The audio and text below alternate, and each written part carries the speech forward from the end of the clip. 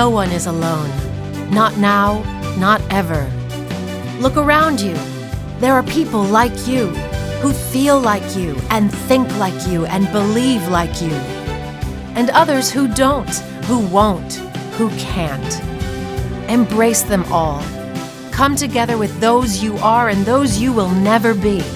And talk, share, listen. Be entangled, be entwined. Be engaged with everybody around you. Be a bit of something bigger. Be connected. Ladies and gentlemen, please welcome back National Council President and CEO, Linda Rosenberg. Hi again, and welcome back. I should say welcome late morning. Did everyone have a good morning? Amazing, right? Those Modern Warrior Live was a good way to start, and of course, Brene Brown was fabulous. Well, I think we're going to continue with our connected theme, and it's no secret that my chat with Dr. Vivek Murthy at NatCon 17 was in many ways a highlight for me. It turned out that it was one of his final appearances as Surgeon General, but we're very honored to have him back. You know, his bona fides as a physician and advocate for people with substance use disorders is unquestioned. He authored the first Surgeon General report on alcohol, drugs, and health, and launched the national campaign Turn the Tide Diagnosis and Treatment. But it's equal parts really his passion and compassion with which he addresses the healthcare needs of his fellow Americans, many of whom are literally dying of loneliness. Something he began talking about last year and has been such a prominent topic in the last few months and this morning with Brene Brown. He encourages us to be connected by building authentic relationships, and hopefully today he'll tell us how to start. I'm looking forward to learning by talking with him, and I hope you enjoy the conversation. Please join me in warmly welcoming Dr. Vivek Murthy.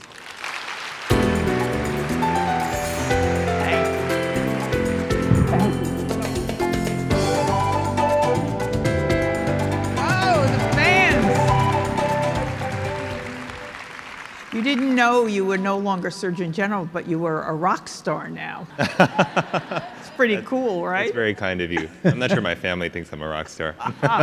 It's always your family who's last to know, right? Well, I joke with my wife that I think our 20-month-old son thinks that I'm his Uber driver because he will always just reach out to me and I think, oh, he wants to give me a hug. Really, he wants me to take him somewhere to get something. So, yeah. And you have a new baby. I do. We have, in addition to our 20-month-old, we were blessed with a daughter 3 months ago. So we got 2 little kids under 2.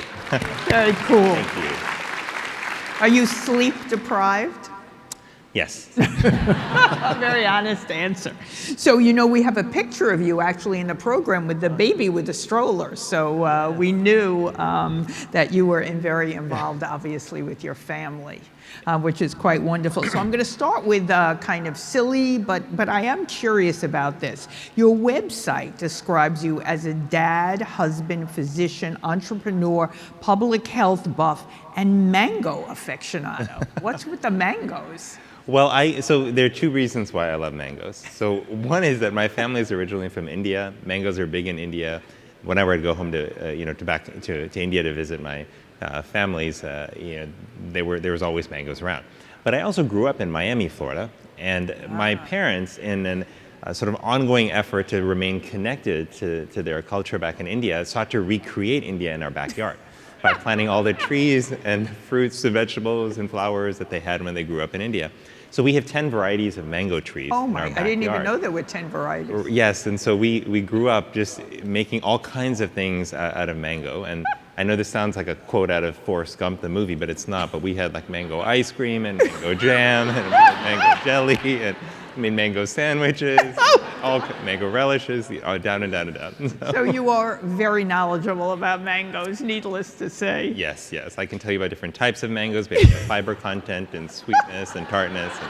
but we don't have to go into that. Good. So, you always seem to be the first to know what we need to pay attention to. First Surgeon General to do a report on drugs, right, on addictions. What made you pick that topic? How do you come to an interest and expertise in that area? Well, it's a really interesting question you ask. When I think about, so I'm actually working on this book right now, and as part of the book, I'm reflecting on some experiences over the last several years. And one of the questions I've been reflecting on is, why did I choose to work on the things that I did? And for me, the focus on alcohol and drugs actually came in part from my experience as a doctor, being somewhat shocked to encounter the number of patients that I did who were struggling with substance use disorders. I'm an internal medicine physician, and I thought as an internist that I would primarily spend my time taking care of people who had heart disease, who had diabetes, who had infections to take care of, et cetera. And I did, but I had no idea just how many patients that I was caring for would be also struggling with substance use disorders. And they didn't often come in with that issue, but it was often lurking in the background, making it harder for them to take care of their other medical problems as well. And so that was in the back of my head. But what also happened is when I started my time in office, I had, it was very interesting. My very first day, I had a team of people who came and they said to my office from the department. They said, well, it's great that you were finally confirmed. Many people didn't think I would be because there were a lot of politics in my confirmation hearing. But they said, it's great that you're able to start the job, and why don't we have a big media sort of push and get you out on Good Morning America and all these shows, and have an opportunity for you to tell the country what your agenda is. And I had an agenda. It was an agenda I had talked about in my confirmation hearing that I had thought about a lot. But something in the back of my head said, hold on, maybe we should make a slight tweak to that, which is that we should not do any of it. Maybe we should just instead not do any of the media and just defer it for a couple of months. Let's actually get out on the road and let's just start talking to people and listening to them. And we went with a simple question, which is, how can we help? And when you ask a simple questions, you get sometimes complicated answers. And that's what we were getting. But everywhere we went, people were talking about substance use disorders. They were talking about the opioid crisis. They were talking about their struggles with alcohol. They were talking about how worried they were about their children who may not necessarily have had a substance use disorder, but they worried about their risk of exposure in school. And so coming back from that and reflecting on my own experiences is what ultimately led me to say that I want to do everything I can to make sure that we are addressing substance use disorders, that we're elevating it in importance and focus and priority, and that we're also expanding it so that while I did run and build and run a campaign on the opiate epidemic called the Turn the Tide RX campaign and did a lot of work in that area, we wanted to make sure that when we put out the report on alcohol, drugs, and health, that it was about much more than opioids. Because we know, for example, that while the opiate epidemic is a horrendous epidemic, and in 2016, we lost around 44,000 people to opioid overdoses, but we also lost more than 88,000 people to deaths related to alcohol. And alcohol has, I worry, receded into the background of our thinking. But we in the report had made the statement that the cost that this proposes, substance use disorders overall, to society is about $442 billion a year in lost productivity, healthcare costs, and criminal justice costs. But it turns out that 249 million of that, more than half, is actually related to alcohol. But we don't see people talking as much about alcohol. It seems to be more socially acceptable or not as big of a deal to have an alcohol use disorder. So I'm worried that in our effort to address opioids, that we are taking our eye off of the ball when it comes to alcohol. That's one of the reasons that we made the report as broad and as inclusive of alcohol as we did. Now, I heard, of course, in the Beltway rumor mill, that there was pressure not to include alcohol by the industry, the beverage industry. Is that accurate, and how did you overcome that? Well, what I will tell you is that there were definitely many people who were nervous about what I was going to say about alcohol in this report, and even about the fact that I chose to include it. I mean, think about this also. The title of our report was Surgeon General's Report on Alcohol, Drugs, and Health. Even that sequencing of putting alcohol first was worrisome to some folks.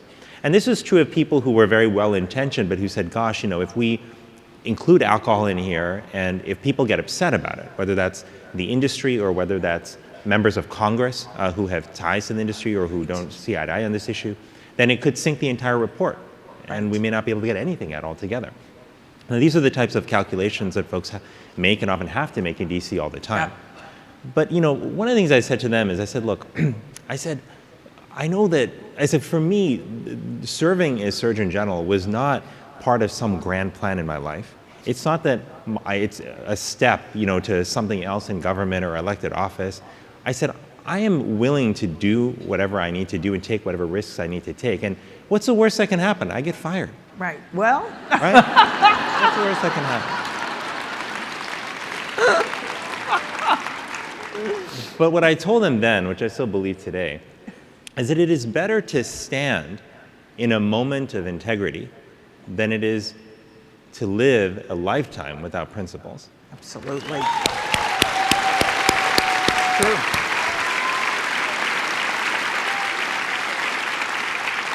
And to me, whether that was making sure that alcohol was part of our report, whether that was calling out the fact that e-cigarettes are a threat to our kids, whether that was calling gun violence a public health issue, those were things that had to be said, that needed to be addressed, and I felt it was important to do. I have a follow-up question around e-cigarettes. So we know that cigarettes are sold now primarily to people of the lowest incomes who can barely afford the prices. I think cigarettes in New York City are probably $14 a pack or something like that, and sold very much to people with mental illnesses and addictions. And a lot of people and they want to stop, so they're using e-cigarettes. And so in the treatment programs that some of the people in the audience run, they have people who've moved now to e-cigarettes. Do you have any advice about that and how to discuss that with people with mental illnesses and addictions? Sure. So, you're bringing up a huge issue. We know that approximately 40% of people with mental illness are also using cigarettes. And, we actually used to tell ourselves that, that's okay. It's, on their list of priorities. It's better for them to smoke, because if we take the cigarettes away, it'll create more anxiety and stress and worsen their overall health. We actually know now from data that is not true. But the e-cigarette point that you mentioned is important. So I want to make a distinction between e-cigarettes and children and the use of e-cigarettes to quit smoking, because these are actually two different things.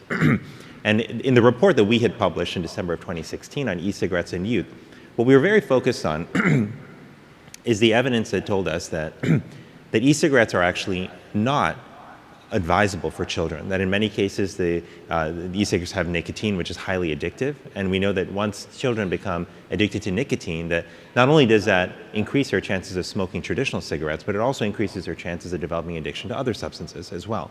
And then there were other issues as well around the fact that at that point, and even now, we're just still figuring out how to regulate e-cigarettes properly. So in many cases, we didn't even know what was in the e-cigs or in the vapor that was being released.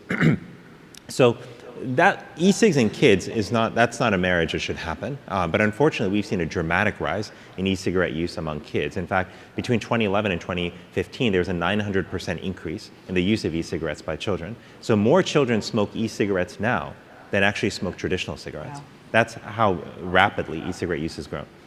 Separately is a question of, do e-cigs help with adults with their cessation efforts? And there, the answer is that we just don't know. Is there a logical story that you could tell as to why they might help? Sure, there is. But we know that science is full of theories that get disproven once you do the trial, right? And so what we want to find a solution that will help people quit traditional cigarettes, as opposed to adding something like e-cigarettes on that leads them to then both consume regular cigarettes and traditional and e-cigarettes, something called dual use. And right now, the data isn't actually clear, even though there have been small trials done here and there.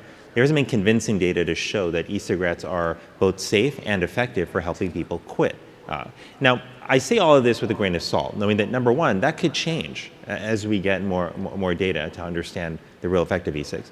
I say this also knowing that the traditional FDA-approved cessation devices, while they're good, they're certainly nowhere near 100% effective.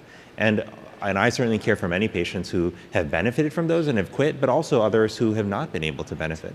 So if you have a patient who's thinking about using e-cigarettes to quit and they've tried everything else, That's key. I would have them try the other FDA-approved cessation devices first and medications. If they try them and they haven't worked and they want to try e-cigarettes, they need to be carefully monitored and advised that these only really work if you're able to get off of the traditional cigarettes. And you have to work closely with them to make sure that their use of traditional cigarettes is in fact coming down. Thank you. Let me ask a question about marijuana. And since you mentioned youth, yesterday Dr. Ellie McCants-Katz was here, who's now the new Assistant Secretary, and she showed some statistics that were of great surprise to me in terms of the growth of, I think it was 12 to 17-year-olds and their use of marijuana as it's becoming legalized in many states. What do we as professionals do? I mean, how can we be helpful in terms of emerging brains and you know, what's the intervention? Is there any? Yeah, it's so interesting. Everywhere I go across the country, I get asked about marijuana because, state legislatures, as you know, have moved so quickly to both legalize medical marijuana and now more and more recreational marijuana. And people are wondering what to do. So parents are wondering what to tell their kids. Yep. Kids are wondering, hey, is this safe now because it's been legalized? Doctors and nurses are wondering what they should be telling their patients. And, for many of them, it comes as a surprise. They say, okay, it's been legalized for medical use, but we, the medical providers, have no idea how to use this. So what are we supposed to do?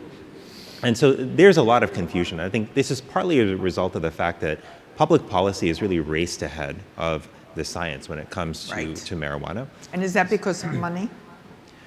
So, I think that the reasons are, I think that there are some very strong advocates for marijuana, and some of them I think are genuinely motivated, and they have seen like a positive results, with using marijuana in anecdotal cases and in small trials, and they feel that, hey, this could be beneficial more broadly, and they want to get it out there. In others, I think in cases it's driven, I think, by a commercial interest in developing the industry. So I think there's a mix of of motivations here. But regardless, they've really pushed ahead. And I think there's also a concern that we have been jailing people, for marijuana possession and marijuana use at rates that just seem insane, because we're filling our jails with people who have substance use disorders when we should be getting them treatment instead of jail time. All of these are reasons, I think, that have contributed to why marijuana has moved so quickly along a pathway of legalization. But there are a couple of things I think we should keep in mind. Number one is that we can keep marijuana as an illegal drug, but also decriminalize its use, right? Which means not necessarily throw people in jail when they're using marijuana, which is not a good use of taxpayer money, and it's not good for them either. It's not good for society. But the other thing that we can do is to recognize that many times that legislators who are making these decisions are not always fully equipped and aware of what the science and actual on-the-ground experience is that practitioners like all of you are having. And this is one of the reasons why I'm so glad that you are going to advocate on Capitol Hill tomorrow. But I think it's also so important that in your hometowns, in your local legislatures, in your state legislatures, with your mayors and with others who are making decisions, that you as people who are on the front lines play a role in helping educate them about what science really says and doesn't say about marijuana. Because there are plenty of folks who think that the science is very clear that marijuana is both safe and effective for a range of health benefits. And the truth is, our certainty about that is far, far less than most legislators think. But who's actually informing them of that? Yeah. Who's telling them of that? You might think, well, they probably have a big staff that researches all this stuff and tells them. No, your voice actually can be extraordinarily important in helping them shape their views on marijuana and in drawing this distinction between legalization and decriminalization. So the last thing I'll share with you that I think is really important is that because of the role that you play on the front lines, you can be an important educator also for families and for schools. So I know that when I was training in medicine, I was taught that my job was to operate in the confines of my hospital, right? To make sure I'm providing the best possible care for the patients there. But we know more and more now that we have to leave our offices and our hospitals to make the kind of impact that we need to make on health if we really want things to get better. That means more access, better quality care, better focus on prevention. And here too, like the places where folks are really confused are often in schools and where teachers and parents and children are trying to figure out, well, what is this stuff all about? Is it harmless? And it must be because it's legal, so why don't we all just use it? And so I think there, your voice, going to, whether it's school board meetings or PTA meetings, or just going to talk directly to your school principal about how you can get the teachers together to talk to them or talk to kids. You might say, hey, I don't have any experience doing that.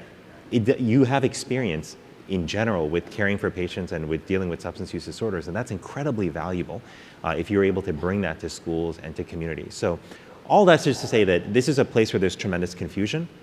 People don't recognize that addiction to marijuana is a real thing, and that children, in fact, have higher rates of addiction than adults do. They don't realize how that puts us at risk, our kids at risk for addiction to a range of other substances. So there's confusion, but there's also you. And your role as an educator, both for policymakers, for children, and for families, is really paramount right now, especially when laws continue to move forward as quickly as they are. Let's talk about community involvement, because you're really encouraging that, right? That we are more than just people who treat patients one-on-one. We really have a moral obligation in some ways to our communities. And I've read and heard you give a commencement address actually around that. How do you think we should be involved in our communities, and what's your vision for that? And what are you encouraging, young people to do? Well, I think community engagement can sound like a really scary thing because communities are big and they're diverse. Yeah. And if you haven't really done a lot of work in community engagement, it can seem really intimidating. Like, oh, maybe you don't feel like you don't have great public speaking skills or partnership skills or understand these other sectors. But I would encourage you to not think about it from that standpoint, but just to think about it in a very simple way. To think, okay, in my neighborhood, where do people get together? Who do they turn to for advice? You might find that the answer is barber shops. You might find that the answer is hair salons. You might find that the answer is the local church or synagogue or mosque. You might find that the school is actually the center of activity, and that's where people come for events, and that's where the community is built. You might find the farmer's market is where people go. And then the second question I'd ask is, where do you feel there are important health needs in your community? So, and particularly around behavioral health, you will find critical needs. People are worried about the opioid epidemic. People are worried about mental illness more broadly. People are worried about how to keep their kids safe. They're worried about laws that are changing around marijuana. Pick any of those areas, and then just approach one of these organizations that helps to convene people. It could be the church that you go to. It could be the YMCA that's close to your house. It could be the school your kids go to. And then tell them, look, you're concerned about the confusion that's out there. You're coming to them as an expert, and you want to know how you can help them to educate their kids, to educate their congregation members, to educate their members, if it's a YMCA, for example. And what you'll be surprised by is how welcoming people will be. Because I'm telling you, having had conversations both when I was in office and afterward with many sectors and many communities all across our country, people are feeling really powerless with all this confusion around health. They don't know where to turn to. I remember back in the in the 90s when the internet was becoming the big thing, people said once the internet is out there and everyone's using it, no one will be able to tell a lie anymore because you'll just be able to look up the truth. Little did we know. It didn't quite work out that way, and people are actually really confused by what they read about online. So in an interesting paradox, we are coming to a time where technology is so ubiquitous and filled with information that actually in-person engagements and conversations are becoming much more important. And so as you can be a source of those in-person engagements, you can be that voice of reason and clarity and facts that people really need. So I would encourage you just to think about it really locally. If you start thinking that I need to find a way to go meet with my senator, right, or I need to find a way to get the entire school board to change its policy on X, Y, and Z, that feels very intimidating. And you might end up doing that.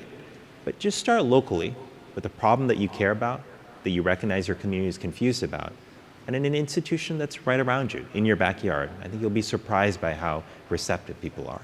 I like that. I had an interesting, I never thought about it that way. I had an interesting experience last week. So I've always wanted to be in a book club and never had time.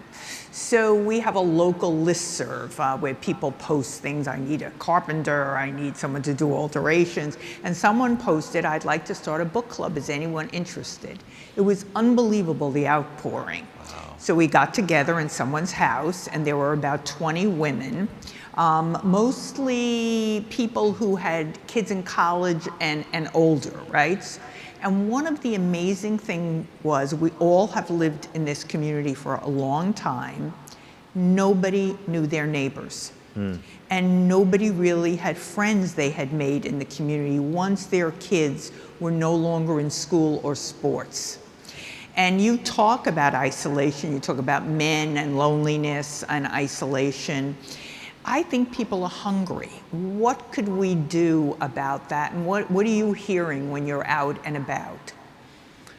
Gosh, I'm so glad you brought this out. I'm so happy to see that Be Connected is the theme of NatCon 18. This is extraordinarily important. I will tell you that I had no inklings that the issue of loneliness was something that I would address when I was Surgeon General when I started. But what I realized during my tenure was that I was not just hearing about, but really witnessing loneliness and isolation in so many places that I went to. And the more I delved into, and people wouldn't always say, "Hi, my name is John Doe, I'm lonely." Right. And people don't, No. they don't talk like that, because we have, as society, we have told people what being lonely means. We've told them that if you are lonely, that means that you are not worthy of being loved. That's what we've told them. Nobody wants to feel that way. And I actually felt this way when I was a kid. So when I was in elementary school, I had a very loving family. My parents, my mom and dad are just the best. I owe everything to them. My sister was like a second mom to me. I mean, the three of them made me who I am today. And so I felt very good at home. But I didn't feel good in school. Whereas a very shy kid, I had trouble making friends. It wasn't that I was so introverted that I didn't want to interact with people. I actually wanted to hang out with people. But I was shy, and it was hard for me to make friends. So, the loneliest place in school is actually the cafeteria. Because, you go into, and you all remember this, I know middle school is traumatized, like pretty much all of us. Oh, yes, it's true.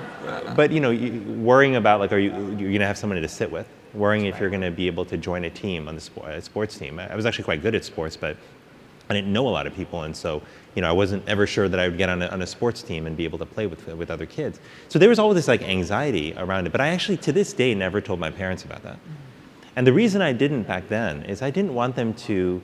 I was ashamed, really, and I just felt like it said something bad about me, that I wasn't worthy of having friends. And so I have come to see that this has become a really widespread problem, like across society right now. And while people don't lead with loneliness, I would find that it's one of the most common things that people will talk to me about after events, when they are coming up one by one. They'll say, when you mentioned about loneliness, I've been feeling that way for years, and I just don't know how to deal with it. And men say this a lot too. Yes.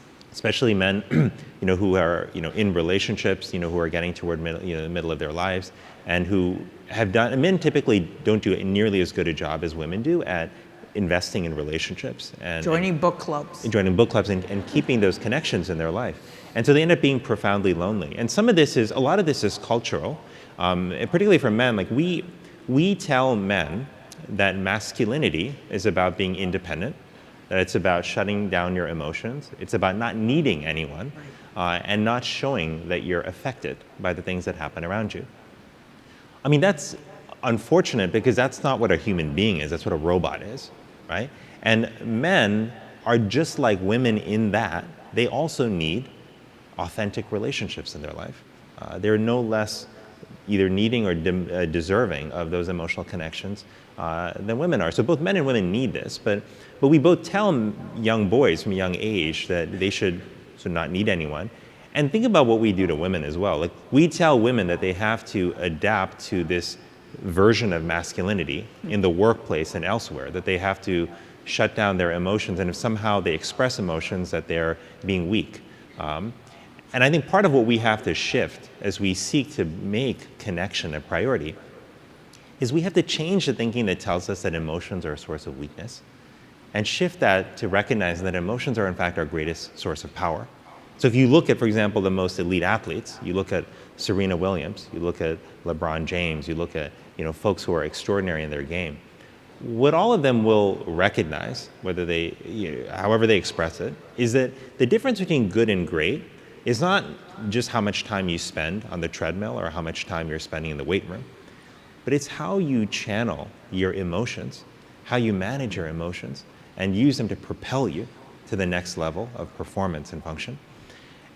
In tennis, they always say the fifth set is not about skill or endurance. The fifth set is about heart. And that's true in life as well, that when we need to make the biggest leaps in our life, that it's often our emotion that carries us forward. But if we don't change how we think about emotions, then we will never be able to celebrate them, to cultivate them, to access them in a way that allows us to focus on relationships. You know, it's striking that when I started looking into the science more around this, when I was seeing this everywhere in the community, and what was really striking is the mortality impact of loneliness. So if you look at the studies, and they show that loneliness is associated with a drop in life expectancy that's as powerful as a drop associated with smoking 15 cigarettes a day. It's more powerful than the impact of obesity. Loneliness is associated with an increase in the risk of heart disease, of dementia, of depression, of anxiety. It affects our sleep patterns, which in sleep in turn is linked to a whole host of other illnesses we're now learning. The impact on our health is really quite profound, but also the prevalence of loneliness is far greater, I think, than any of us thought. The studies show slightly different numbers, depending on what you look at, but what they all seem to indicate, or most of them, is that there's actually been an increase in loneliness over the last several decades at a time when we are more connected by technology than at any point in the history of human civilization. So what that to me, that's a strong warning sign to us that, number one, we have assumed that tech will connect us in all ways, and it doesn't always. And number two, that we have taken our eye off the ball in terms of investing in authentic human relationships, and we've allowed a culture to develop that tells us that those aren't important. And that's something that we fundamentally have to change, because the truth is we are getting lonelier, and that's having an impact on our lives. It's having an impact on how people perform in the workplace and in school. But this is also something that we can change. And this, to me, Linda, is actually the most promising part of it, because to be able to address loneliness, you don't need a medical degree, you don't need a degree in nursing, you don't need to be a therapist. What you need, most importantly, is a heart full of compassion and the courage to bring that compassion to the interaction with the world around you. That's what we need. And all of us have the capacity to express that compassion, to build those connections. It's not easy to do, but it's something that we all have the capacity to do. And that's what gives me hope, that we can actually ultimately build a more connected society.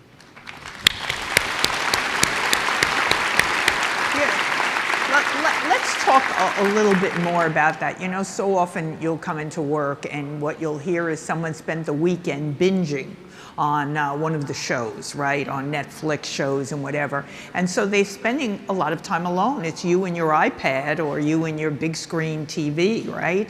And I think the people that many of our members in the audience serve are quite isolated. We all have family members who are isolated. I don't think we address it, though certainly I never did when I worked directly with patients, their isolation. I was worried about their symptoms, the voices they were hearing.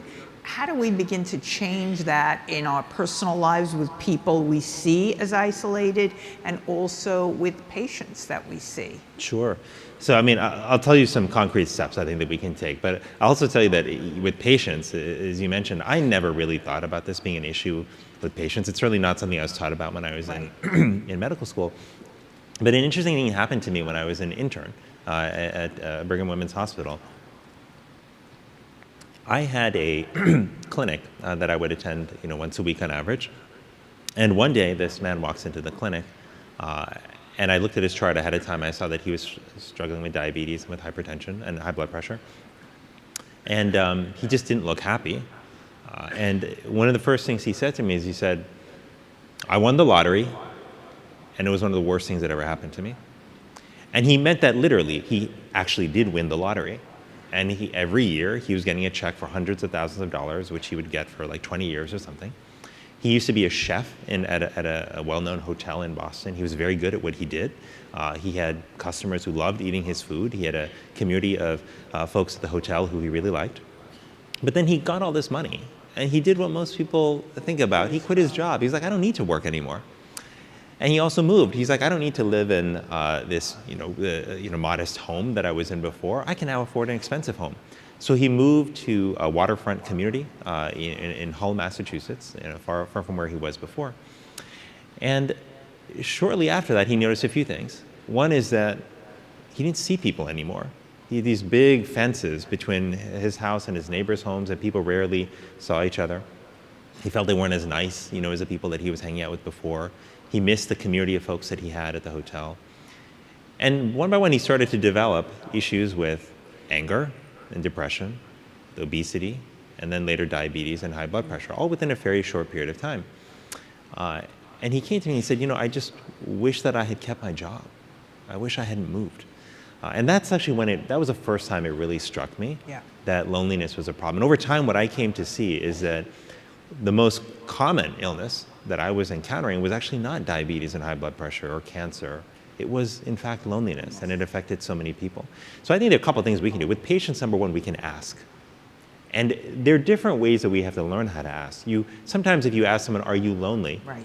That will cause them to step back, because they might say, well, what are you saying about me? Are you saying that, no, I'm not that kind of person, I'm not lonely, I have plenty of things. In fact, I remember recently having a conversation with somebody who told me that they really struggle not having people, to hang out with anymore. They don't feel like there's anyone in their life who really understands them. They feel like they spend most of their evenings and weekends without people, and they want to change that. But I said, it sounds like you're lonely. Oh, no, I'm not lonely. I just need some more social interaction. So people have a reaction to the term. So there are different ways you can ask it. You can ask people about their social network. So are there people in your life that you feel like you can confide in, when things aren't going well with your health? Like, do you spend, what do you tend to do in your free time? And are there other people that you're seeing? Do you have family and friends that are close by? You can start to get a sense of what their social network is, and then over time get a sense of how often they're interacting with their network. And that might surprise you, because I don't necessarily think that we should get rid of Netflix or get rid of TV or anything like that. Like, people should, watch. Yeah, I might be like stoned and thrown out of here if I were to say that. No, I think all of these things are fine in moderation, but we know that the moderation is the hard part, right? And we also know that our environment makes a big difference. So if we're in an environment where we don't have to interact with people, because we can get our groceries delivered and our dry cleaning picked up and delivered, and and our food and meals delivered, then that kind of shifts how often we'll interact with people. If we're not really in a neighborhood where walking is easy, then we also may not just take random walks and encounter our neighbors and other folks. So the environment does matter. So I think recognizing that we're living in a world where genuine human interaction is in some ways becoming tougher, I think that there are certain steps we have to take in our lives. So one of them, I think, is to draw boundaries around work. This is not always easy to do, but having some sacred space where you are not engaged with work and where you decide, I'm going to spend time with people I love is really important. The second thing is to draw boundaries around technology. So I use email as much as the next person. I think social media has its benefits. I think that a lot of the tools that we have on our smartphones can be very useful. But the question is, like, are we carrying these with us and engaging all the time? And if we are, then we're starting to eat into our time for real human interaction. Like, how many times have you been at lunch or dinner with a friend where their phone has been on the table and buzzing, and they're like, let me just check this text message, or they're just scrolling something. No, don't worry, I'm listening, just keep going. The truth is, like, the research shows that we overestimate our ability to multitask. And so we think that, okay, we're just checking a message and we're still listening to people. You're actually not being fully present. And as human beings, we know that about each other. And that affects the quality of our relationship and our connection. So I think, in addition to creating boundaries around work, creating sacred spaces where technology is not allowed to intrude is important. That could be your time at meals, with family, or the times that you're catching up with friends. The third thing I think that's also important is to make our social interaction something that we actually prioritize, and if it's helpful to, even track.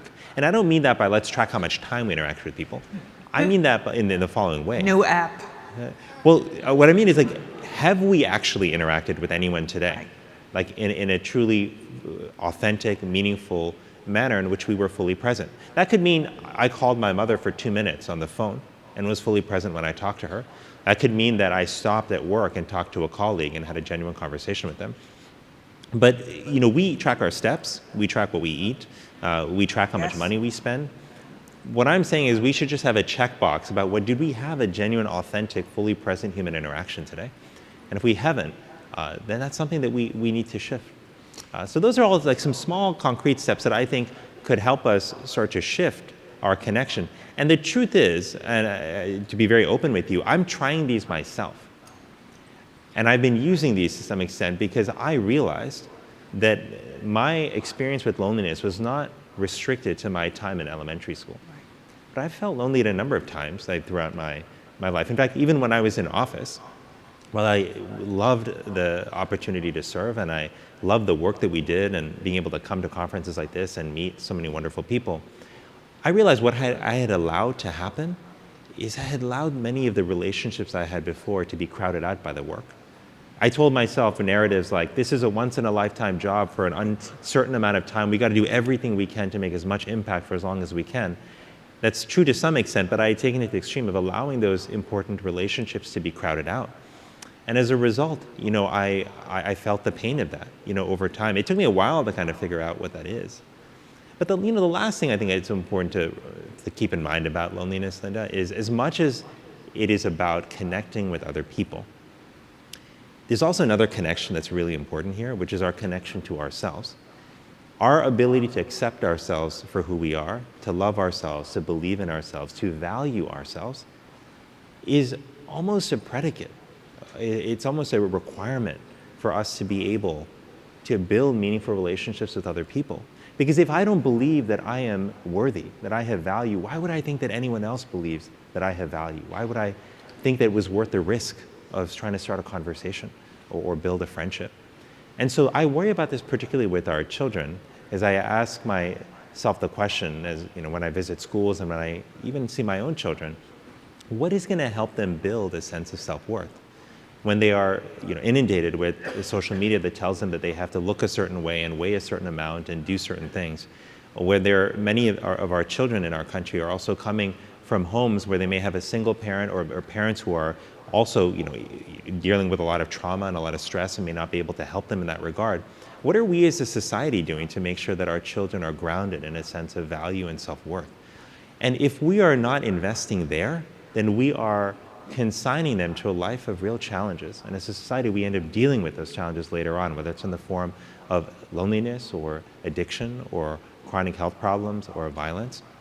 And so to me, the question of how to deal with loneliness is both an individual question, but it's also a question to us as a society about what kind of society we want to be. Yeah. And I believe that we are a society that should recognize that every life has value, that recognizes that it is in fact our relationships with each other that are our greatest source of strength. And that while we may live in a country that tells us at times that the key to success is rugged individualism, the real story of America is a story of collective action. It wasn't a single person that put a man on the moon. It wasn't a single person that built the civil rights movement. It wasn't a single person that won the Civil War.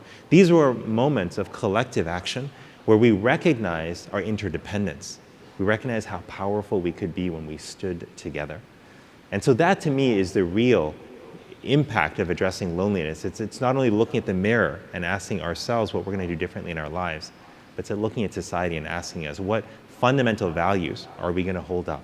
And how are we going to ultimately build a community that supports people, that invests people, and that ultimately cares for them?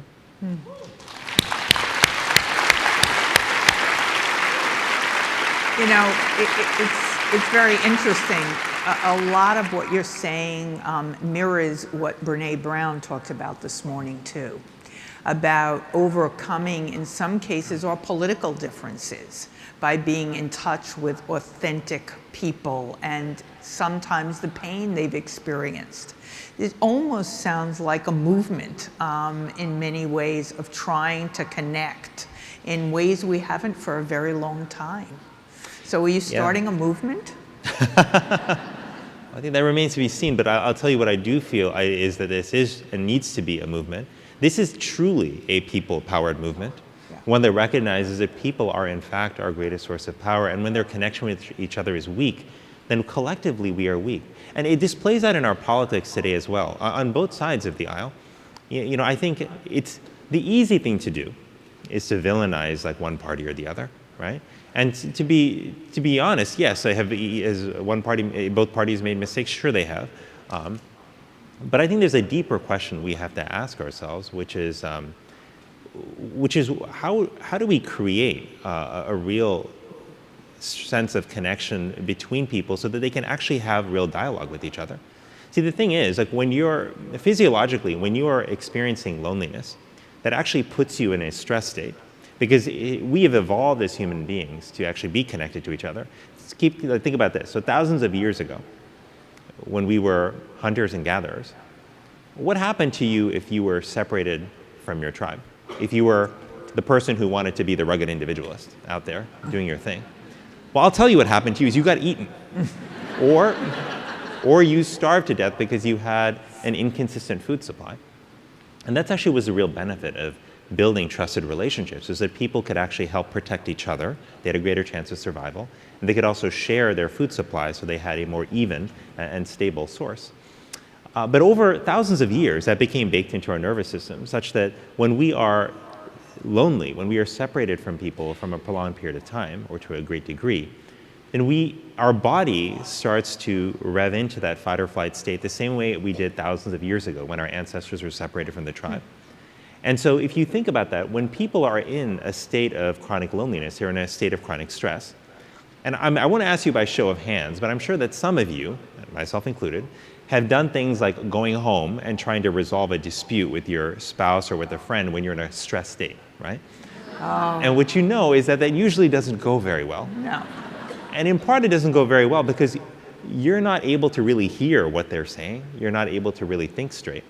Now, I want you to think about this more broadly. When we have a population that's dealing with loneliness to the degree that we are, when we have relationships between people in communities that are afraid, when people are in essentially a chronic stress state, and then you try to get them together to talk about big challenges that we're facing as a country, well, what do you think happens? It's a very similar thing. And so instead of coming together in the face of adversity, we end up retreating to our corners and throwing stones at each other because we can't hear what other people are saying.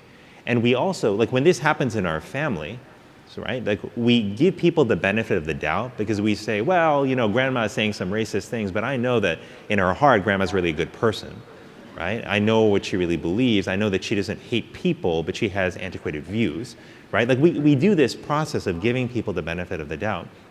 But somehow, like in our modern age when we are both, you know, in this sort of state of chronic stress and influenced by media and social media to think that other people are the worst, we don't give them the benefit of the doubt anymore. And this is actually where I worry about social media and the news. Because what social media tends to do, it tends to amplify our worst fears. You know, when we are, and when we're in a state of chronic stress, we are vulnerable, we are susceptible to falling into traps that tell us that people are a certain way, that the world is black and white. We don't ask deeper questions. We don't pause to listen and to truly understand. And that's actually what we see happening right now. Is it that people are more stressed now than they were 100 years ago? No, there's been stress for a long period of time. But what is different is that we are more vulnerable to that chronic stress being exploited in a way. And you see this with some of the discussion and concern that we've been having around the country about social media being hijacked, you know, sometimes by potentially by other other state actors or potentially even like domestically. Like, are we being pushed to think a certain way, you know, by the stories that we're seeing or the ads that are popping up? This is, if you look at all this together, like what you start to recognize is that our relationships are buffers that allow us to withstand the stresses that life throws at us. Right? So whether it's the stress of loss, or whether it's life not going our way, or whether it's the threat of, as a society of a major issue that our country is dealing with, whether it's the opioid epidemic or something else, we need buffers in our life, and our relationships are those buffers.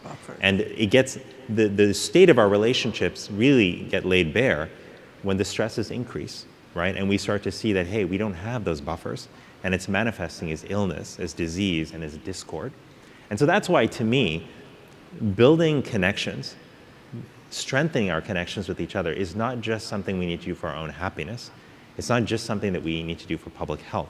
I actually think it's something that we need to do from a national security perspective as well, so that we are not vulnerable to being manipulated, to being led down paths where we cast each other into terrible bins, where we are evil and we assume that people don't have good intentions. We need to rely on what's most important, which is not the story we read on the internet, not the rumor that we heard, but the relationships we have with other people that ultimately tell us that regardless of our political affiliation, that at the end we are by and large good people who want to choose to live in a state of peace, harmony, and love, people who want the best for our kids. I don't think that there's any parent out there that doesn't want what I want for my own children, which is for them to be happy, for them to be safe, and for them to be fulfilled in their lives. Our connection gives us a chance to come together around those common values and beliefs, and that's why I think it's so important for us to cultivate. It's very inspiring. It's very inspiring, and for me, it's helpful to think about this meeting, in fact, right? Our conference, and the opportunities here really to promote connection.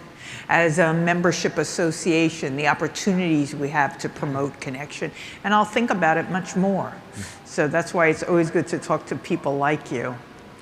Let's talk a little bit about addiction, not a little bit, it's a huge problem.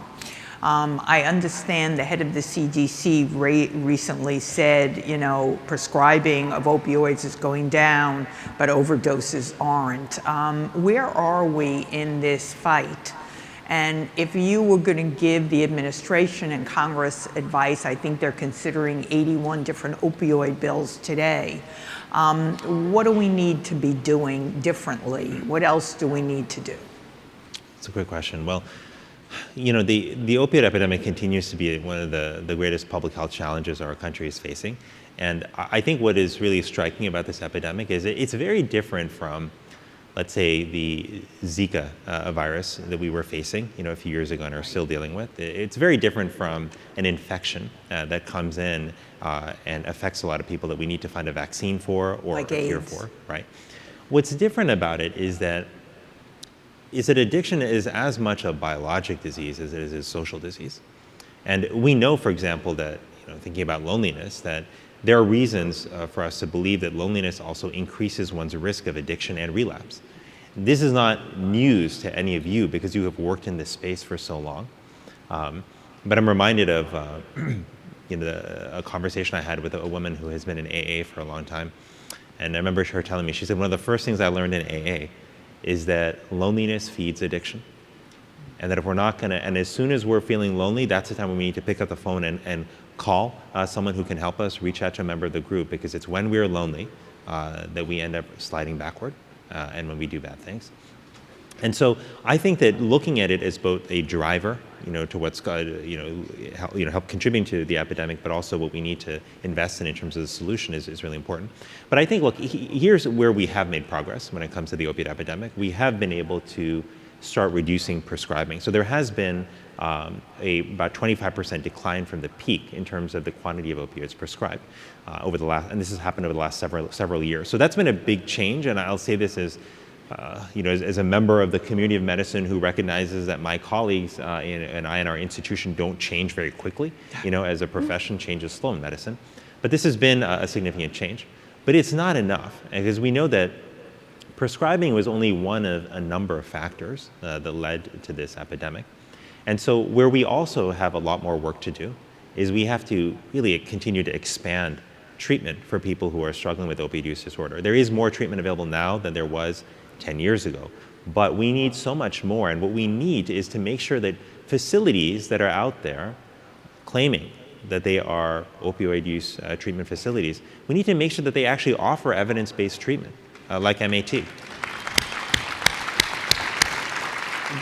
The fact that a majority of treatment centers don't offer MAT is, it's appalling. I'm hard-pressed to really think of that many other examples in modern medicine where we continue to pay for treatments that actually don't have an evidence base for them. So it's in addition to expanding treatment, what kind of treatment actually matters. And this is a place where Congress can actually put rules in place which help move forward on that front. So in addition, though, into treatment, I think we also have to think about naloxone, right? So with naloxone, there's been a lot of discussion about the fact that naloxone is a life-saving drug. We need to get it into the hands of more people, et cetera. There are a couple of problems here, barriers that we're facing. Number one is the cost of naloxone, not a cheap drug. And if we are accepting a very high price and just saying, okay, I guess we just have to continue to give massive grants to states so they can afford naloxone, to me, that's not a sustainable road to walk down. We need to work with manufacturers and need to figure out how we can reduce the price of naloxone itself, because really people are dying without access to this drug. But there is another barrier to naloxone, which is that there are many communities that I have come across where people have said, you know what, there should be a limit to how many times people can get naloxone. If they get it twice and they continue to overdose, then that's on them. Society can continue to bear the cost of their bad decisions. And what this goes to is a deeper point that we tried to make in the 2016 Surgeon General's report, and that I try to make in every engagement that I do with the public, which is that understanding only holds up if you assume that addiction is entirely a disease of choice. If you don't recognize that this is a chronic illness that people don't always have control over. And the way I would often, talk about this with audiences and with policymakers is I would say, look, if you have ever tried to go on a diet or on an exercise plan and you've fallen off the wagon, which I have done for sure, I would say, just imagine if the very parts of your brain that were responsible for judgment and decision-making and how you respond to stress and rewards was in fact compromised, if the circuits in those very areas were damaged. How much harder would it be for you to stick to that exercise or diet plan? And that's what someone with addiction is living with every day. So I think increasing access to naloxone will require both policy changes, but also a shift in how communities are thinking about this. There's one last place where I think it's worth mentioning that we need a greater investment, but we've seen very little of, from government, which is an investment on prevention programs. Now, by prevention programs, I don't just mean changing prescribing practices, which is often sort of looked at as the end-all and be-all of prevention. That's one piece of it, but that's not all of it. I'm not also just talking about prescription drug monitoring programs, which are also very important, but too often disconnected from each other, state to state, too often not connected to the electronic medical record, too often not real-time data. All of that is an important piece of prevention. But what I'm really talking about is upstream prevention. I'm talking about the programs that we profiled in Chapter 3 of our report. We dedicated a whole chapter to prevention because we felt it was so important.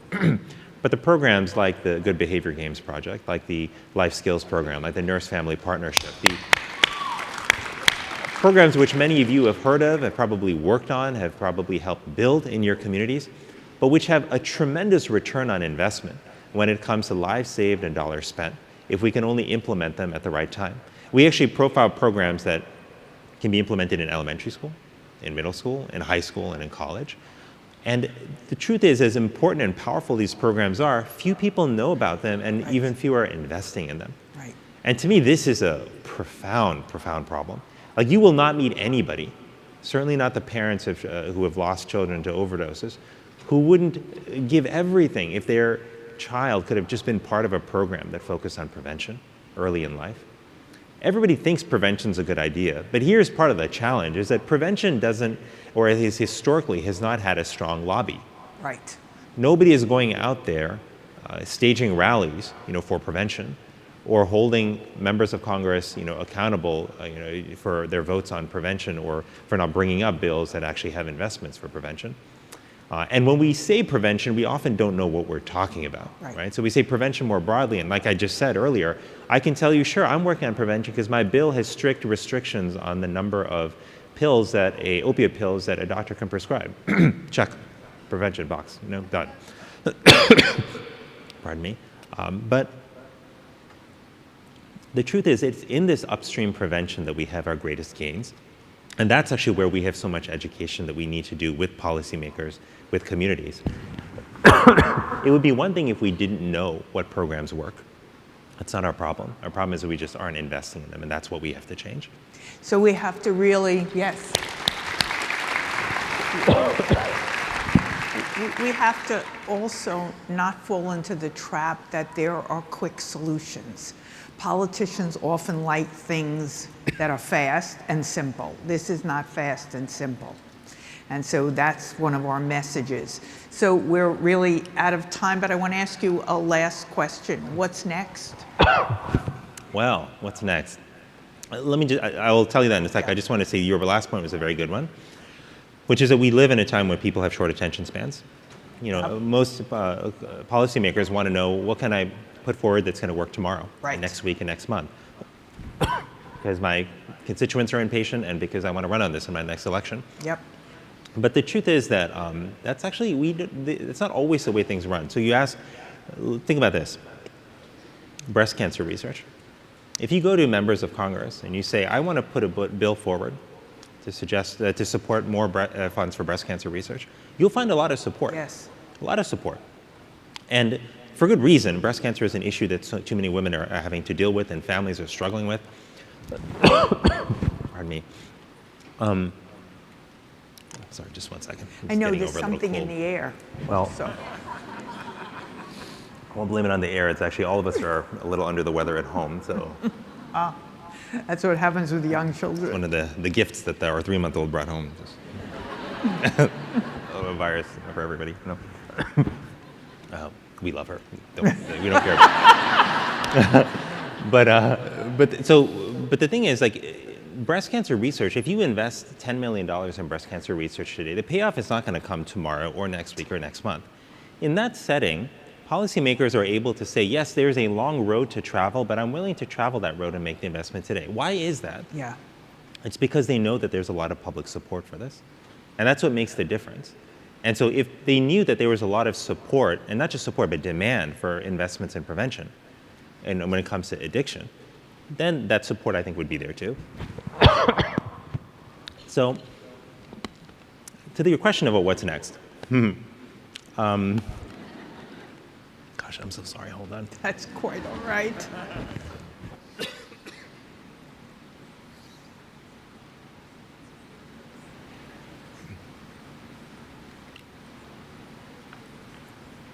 Well, I'll tell you honestly that when I came out of office, I didn't know what was next. I had a lot of really well-intentioned people around me who told me I should, become president of a university, I should lead a foundation here, who had specific jobs that they asked me to, to consider and to take up. And I deeply appreciate those friends and well-wishers. But I had to be honest with myself and say that, you know what, I don't think I'm in a good place to know.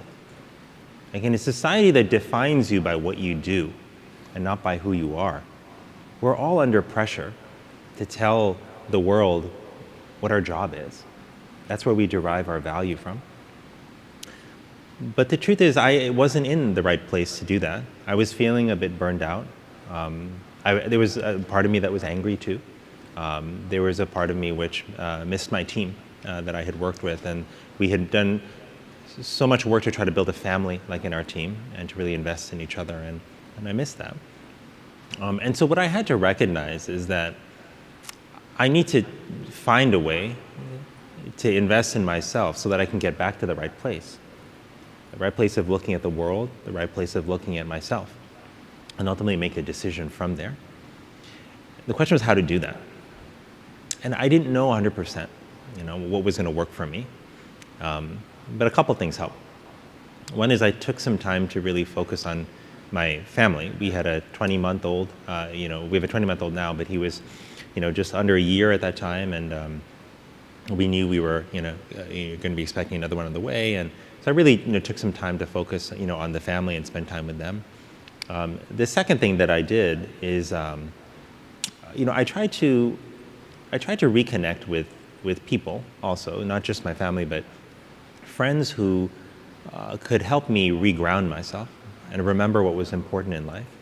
An old friend of mine once told me, when I asked him, well, how do you define a friend? He said, a friend is somebody who reminds you of who you are when you forget.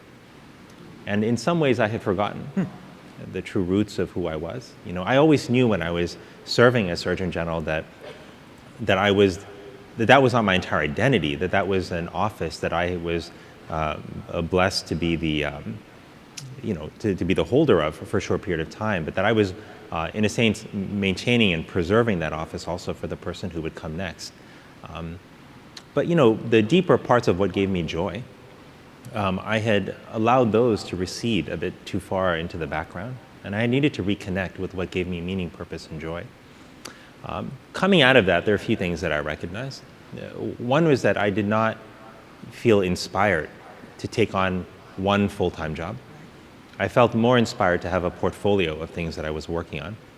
And one of those was actually the topic of emotional health and well-being.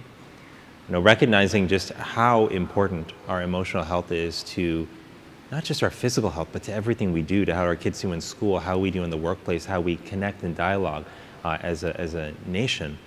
That really led me to believe that if I want to work on something and contribute in some way to something that will help build a stronger foundation for our country and for the world, that this is where I want to put my efforts. It's in advancing emotional health and well-being.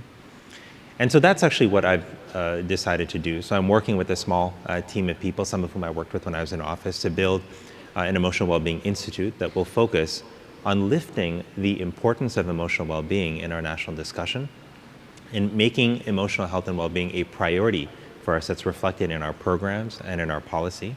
That also brings together the types of people who can help to shift our culture around emotions and more broadly around emotional well-being.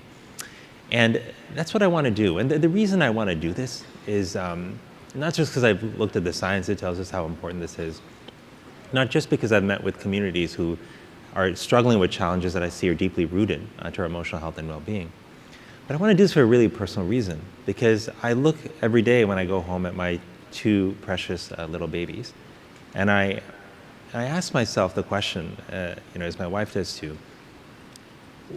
what kind of world are they going to inherit? What kind of world are they going to grow up in? And I don't know what kind of world they're going to inherit. I know right now that there's an intense struggle right now in our world between love and fear. I know that the forces of fear are great. They're manifesting as anger and suspicion and resentment. They're manifesting as violence, both physical violence and violence in communication, how we respect and talk to each other. There's a lot of fear. But I also know that there is a lot of love that I've been privileged to witness and to share in. Love that comes in the form of generosity and kindness. Love that comes in the form of inspiration. And I know that all of us want to live in a world that's fueled by love instead of fear. And so when Alice and I, when my wife and I, when we found out that we were pregnant for the first time, and I still remember coming home and seeing Alice sitting at the dining table with a smile on her face, and she said, "I have something to show you." And she pulled out the pregnancy indicator, which showed it was positive. And we just jumped around, we hugged each other, we had tears in our eyes. And we sat down and we just held each other on the bed. And we felt so incredibly grateful. And right after that gratitude, we felt this worry starting to creep in. And sure, there's like worry. I mean, my sort of stereotypical male worries: we need a bigger house, we need a different job. There's that. But more importantly, they were worries about what kind of world we were bringing our child into. We were witnessing all these stories about violence in our communities, and we asked ourselves, how are we going to keep our child safe? We saw the discord and the disharmony in our communities, and we said, how are we going to make our child feel accepted in a world that still has a gap between its aspirational values and the reality of today? And so while we don't know the answers to all those questions, while we know that we can't create a world that's entirely grounded in love on our own, we committed on that day to doing everything that we could to shift the balance in the world away from fear and toward love. And by doing that in the words that we chose to use, by doing that by pausing to listen to other people before judging who they were, by deciding to prioritize people in our life, even if that meant putting aside professional aspirations from time to time.